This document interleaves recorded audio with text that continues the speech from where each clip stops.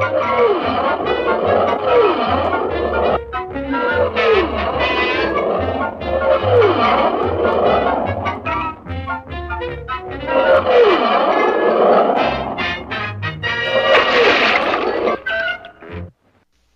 story opens today in a really ugly building in the really dreadful little country of Moosylvania, where the Supreme Council is faced with a serious problem. Gentlemen, the Supreme Council is faced with a serious problem. We already heard that, Anatole. Go on. Yes, fearless leader.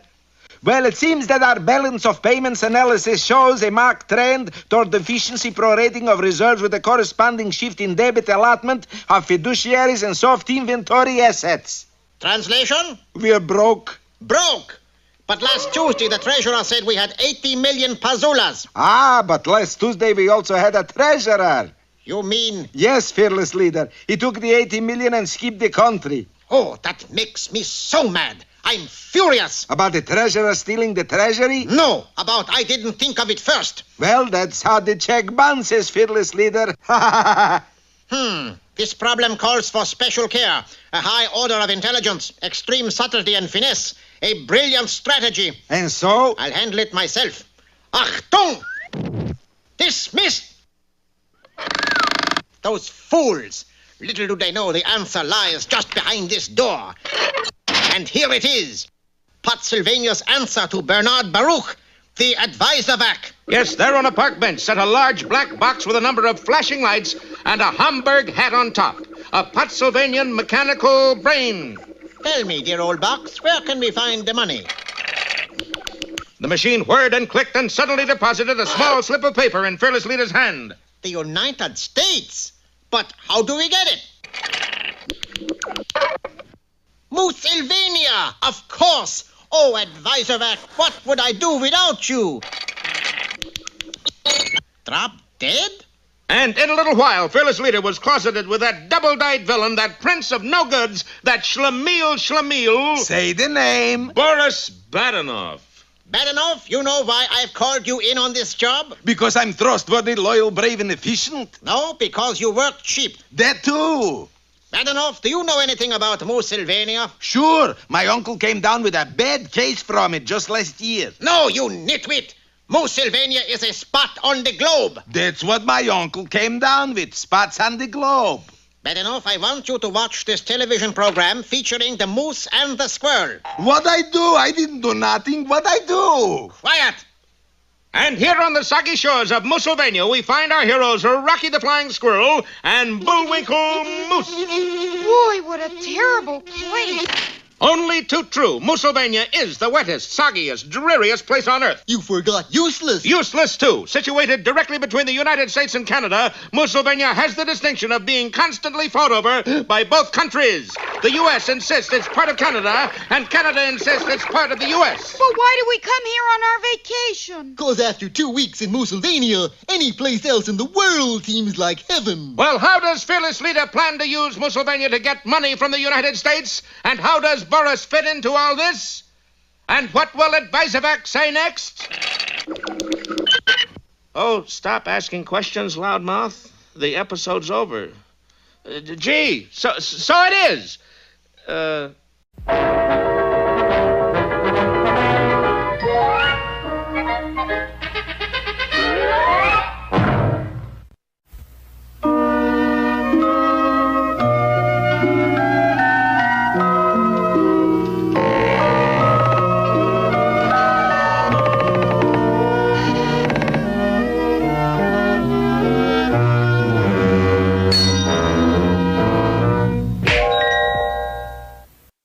Once upon a time, there was a father who had 2 sons. One son, Swinburne, was very brilliant, but his other son, Maynard, was rather slow. It's not so much that I'm smarter. It's just this terrible void in his makeup. Don't tell me. No. It's time you faced up to it, Maynard. You don't shudder.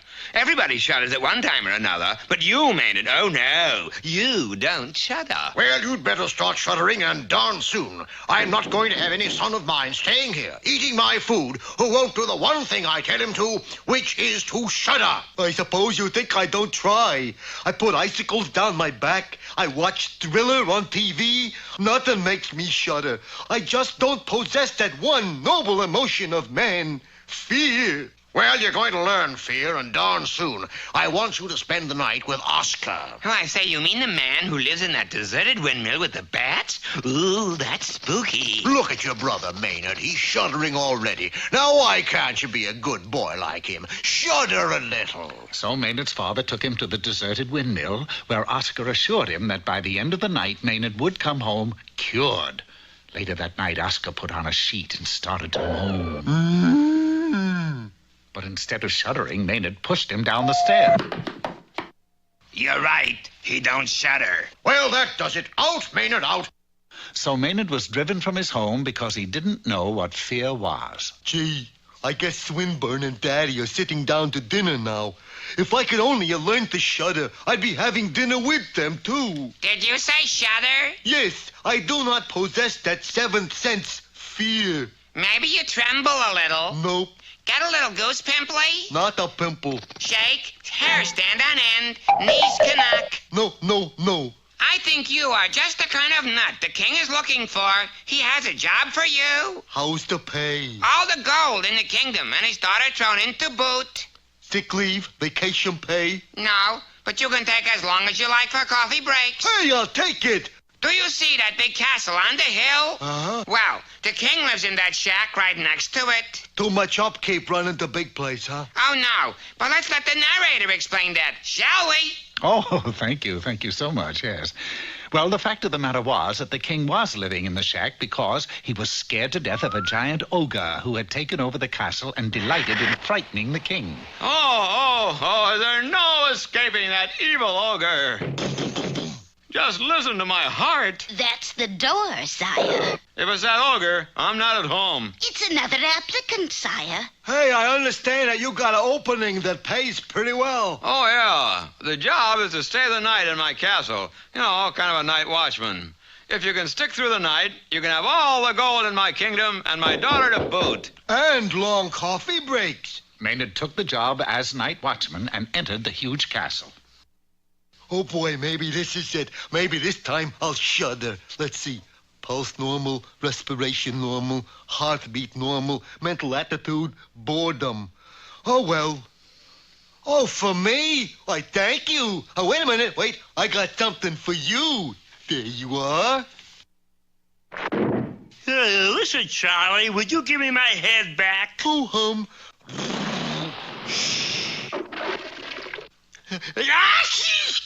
Now you done it. I got a nasty cold in the head. Gesundheit. Gee, that's a shame, fella. I know how those summer colds can hang on. But this is winter. That's why you want to take care of it, or the first thing you know, Zit. But I'm too young to die. What did I do? try one of these 7-way cold tablets. You'll find relief just seconds away. Ooh, I can't breathe again. I feel fine, and suffering did not upset my liver. And because for the first time in the ogre's life he was in a dramatization, he turned back to his original form, which was a bunny rabbit, and was heard of no more. The king was able to move back into his castle. And here, Maynard, is your pay. Oh, thank you, sire, but I'm still a little depressed, like. You see, I didn't learn to shudder. And here's my daughter to boot. When Maynard saw the king's daughter for the first time in his life, he started to shudder. For you see, Maynard was afraid of girls. But all's well that ends well, because Maynard shuddered so hard that he invented a famous dance. In fact, if you look around, you'll find that people are doing it today. They call it the twist. Vote.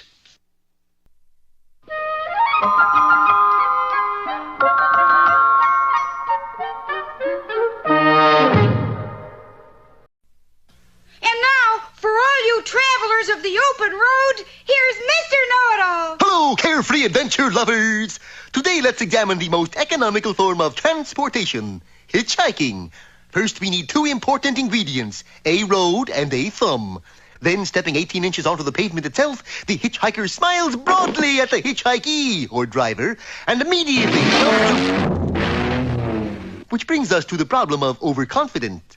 You must look modest but helpful. Hey, Moose. You see? You got a match? Why, of course, kindly, sir. Say, you wouldn't happen to be going to... Which brings us to the petroleus neglecticus method, or out-of-gas look. If you hold an empty gas can, the motorist naturally assumes you need a ride to the next station. Of course, you must exert extreme care with the gas can, because you could... Hey, Moose, thanks for match. It may become necessary to trick the motorist into giving you a ride. By creating the impression of a railroad crossing, you make the motorist stop. Then all you have to do is... Oh, no. I'll stand over here where it's safe until he comes to a complete stop. Gee, Mr. Know-It-All, you didn't do so well. Think you'll ever get a ride? Of course. There's one important little element I left out that makes it absolutely certain I'll get a ride. You're right, Bullwinkle. One little element. Yep. It's illegal.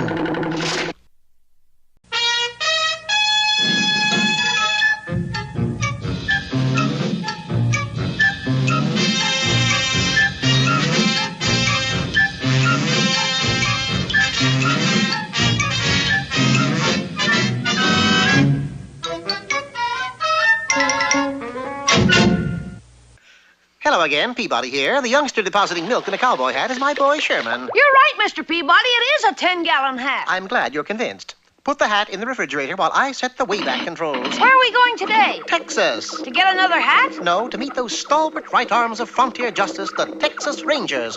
A twist of the dial to the year 1879 was enough to send us rocketing back through time and space until there we were inside the governor's mansion, which should have been in Texas but was in those days somewhere near Springfield, Missouri. The governor was in conference with Captain R.J. Hotchkiss. How long have you been out on the road trying to sign recruits for your Rangers, Captain? 6 years. How many did you sign up? 1. And that one was a girl, wasn't it? That's what they tell me. Well, I'm afraid the idea of forming a Texas Ranger outfit is a waste of time. No, it isn't, Governor. Well, it certainly is if we can't get anybody to join. You leave it to us. We'll form the Texas Rangers. The governor not only gave us his blessing, but his seat on the overland stage, which enabled us to get to the city of Laredo, which in those days was somewhere near Newark, New Jersey. Well, Sonny, as you can see, the streets of Laredo are full of cowpokes who ain't got nothing to do. Now, how you propose to get them to join up? Like this, Captain. To the captain's amazement and my amusement, Sherman walked down the dusty street. On his hands. Hey, kid, where'd you learn to do that? I got it from the Texas Rangers. And so it went until when he got back to us, he had 22 cowboys with him. Say, the kid here says if we become Texas Rangers, you'll show us how to walk on our hands. Is that so? Say it so, Captain. We'll teach you, and you can teach them. Yep, it's so. Well, it seemed Sherman had solved the problem with great alacrity, so we adjourned to the nearest cafe for lunch while Captain Hotchkiss prepared to induct the men. The lunch was good, but what we saw through the cafe window wasn't. Look, Mr. Peabody, it's a wagon full of hurt cowboys. That's a Western ambulance, Sherman, and those hurt cowboys look familiar. Dashing outside, we halted the vehicle. Those men are supposed to be Texas Rangers. What happened to them? Some dang fool named Hotchkiss went and pinned badges on them. What's wrong with that? He made them take their shirts off before he done it. Recruiting Rangers in Laredo was now out of the question, so we boarded the stage for San Antonio, which in those days was just south of Walla Walla, Washington. Well, I did just like you told me. I got me some clues so I could stick badges on Rangers. You going to perform some more hand-walking, Sherman? No, this time I think I'll try something else. When it came to blowing bubble gum, Sherman was undoubtedly the second best in the world. I don't have to tell you who was first. At any rate, Sherman walked down the streets of San Antonio, blew bubbles in all assorted shapes and sizes, including a definite likeness of a certain moose, who shall remain nameless on this portion of the show. Likewise, I'm sure. And by the time he returned to Captain Hotchkiss, Sherman had collected 10 Ranger prospects. Say, this little fella here with the talented lip says that if we join the Ranger outfit, you'll show us how to blow bubbles like him. Is that true? Tell him it's true, Captain. Yep, it's true. Hotchkiss was about to glue the badges on and swear the men in when a piece of paper fell from his hip pocket and caught Sherman's attention. Wanted, the Dallas Kid and his 9 rustlers. That's funny, Mr. Peabody. The Dallas Kid and his men look just like the new Rangers. I stopped the ceremony just in time. That's right, I'm the Dallas Kid. We was going to get the bubble gum and then revert back to our usual criminal nature. That blasted, I thought it was too good to be true. Mr. Dallas, are you a good shot? Am I a good shot? If anybody here can outshoot me, me and my boys will sign up to be Rangers. Well, that, of course, left it up to me. We adjourned to a target area and prepared to take our shots. It was then I thought of a brilliant idea. Dallas, I won't even have to shoot to outshoot you. I venture to say that you can't even hit the aforementioned target. Oh, yeah? Shucks, I could do that standing on one, too. That's a pretty big target, Mr. Peabody. And these are pretty big bullets I'm putting into this gun. Here, Dallas, try your luck. Dallas took the weapon, aimed, and fired. The bullet went straight for the target, but just before hitting it, made a 180-degree turn and returned to Dallas. You win, Peabody. Me and my boys are going lawful. How come he couldn't hit the target, Mr. Peabody? Quite elementary, Sherman. I took the precaution of writing the words Dallas Kid on the bullet. And you know what happens when a bullet's got your name on it. An hour later, Captain Hotchkiss and his Rangers rode out of town. Did the Dallas Kid make a good ranger? Oh, one of the best, Sherman. But he became even more famous after he retired. You see, he built an amusement park and called it Wonderland. It became so famous they even wrote a book about it. Really, Mr. Peabody? Well, of course, Sherman. Haven't you ever read Dallas in Wonderland?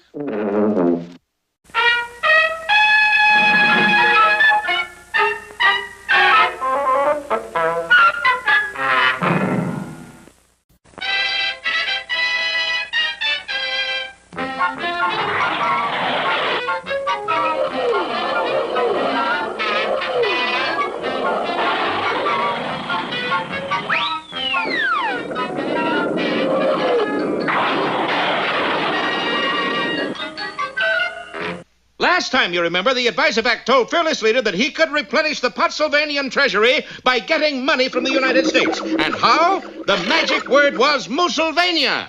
Moosylvania? That's a pest hole, fearless leader. Send me to Devil's Island. Send me to Siberia. Send me to Wilkes-Barre. But not Moosylvania. Now, Badenov, don't lose your head. I'm not losing my head. You will if you don't go to Moosylvania. What time leaves the next submarine? And so it was that just a few days later, as Rocky and Bullwinkle were fishing and slapping mosquitoes off the shoreline of Moosylvania, they were hailed by a cheery voice. Hello, suckers. What was that? I said, hello, strangers. Sounded different the first time. My, what a magnificent catastrophe you got there. Is it yours? Moosylvania? You betcha, mister. Been in the family for years. Pity you don't do something with it. Such as? Advertise. You could make Moosylvania the Riviera of the swamps, and I could help you. Who are you, mister? Just the head of the biggest advertising agency in all northern Canada is whom. What advertising agency is that? Dancer, Prancer, Blitzen, and Fink. Yeah, I've heard of those first three fellers, but who's Fink? I'm Fink. You could say that again, darling. You mean you could really do something with Moosylvania? Could I? Body boy, I got plans you wouldn't believe it. Sign here. Right. Now, wait. What's all this fine print? Give me that. You want to ruin your sweet little eyes? Now, first thing you do is go ashore on Moosylvania while we taking your picture. Cajoled by Boris, our friends went ashore while he stayed on his submarine yacht and focused a camera on them. Fine. Now, the next thing we're doing is taking this big rock and sink your boat. Hey, wait a minute. Now we're marooned in Moosylvania. See how it all works out? Well, bye now. But I thought you were going to make Moosylvania famous. Just you wait. And for once in his life, Boris was as good as his word. Better even. For he spread the word that Rocky and Bullwinkle were marooned and in need of help. Extra! Of course, the nation sprang into emergency action at once. With typical American foresight, 14 tons of surplus wheat germ was rushed by freight car to the swampy area, where it promptly sank from sight. Undaunted, the government began to airlift supplies into Moosylvania. In less than a week, the tiny island was heaped with all kinds of vital emergency rations. Let's see. Here's 2,000 gallons of maple syrup, 800 surplus goldfish bowls, 26 obsolete missiles. 32 million units of something. What? I don't know. The name got scratched off. Well, whatever it is, we sure got plenty of it. Hey, here's a coupon from Dr. Kildare. Good for an emergency appendix operation. How thoughty. Yeah, everybody's sure been nice. There's just one thing wrong, Bullwinkle. Just one? That's a refreshing change. What is it? All this stuff is pretty heavy. And? I'm afraid the whole island of Moosylvania is sinking. Yes, our friends were up to their knees in trouble. And water. Well, let's look on the bright side. What's that? The mosquitoes can't bite our ankles anymore. Well, are we about to see our whole story go down the drain? Don't miss our next episode when we'll hear Rocky say...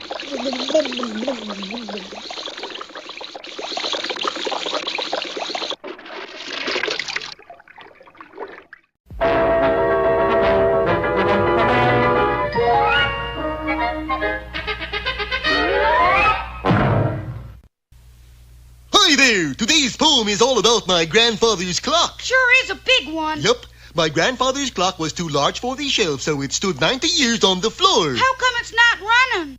See, it says always is treasure and pride. It stopped short, never to go again when the old moose died. Your grandfather's dead, Bullwinkle? Not exactly. He just sort of disappeared. But that doesn't rhyme so good. And the clock hasn't run all these years, huh? What do you mean all these years? He disappeared yesterday. Yesterday? And the clock stopped? Hey, do you suppose... Uh-oh. Let me open her up.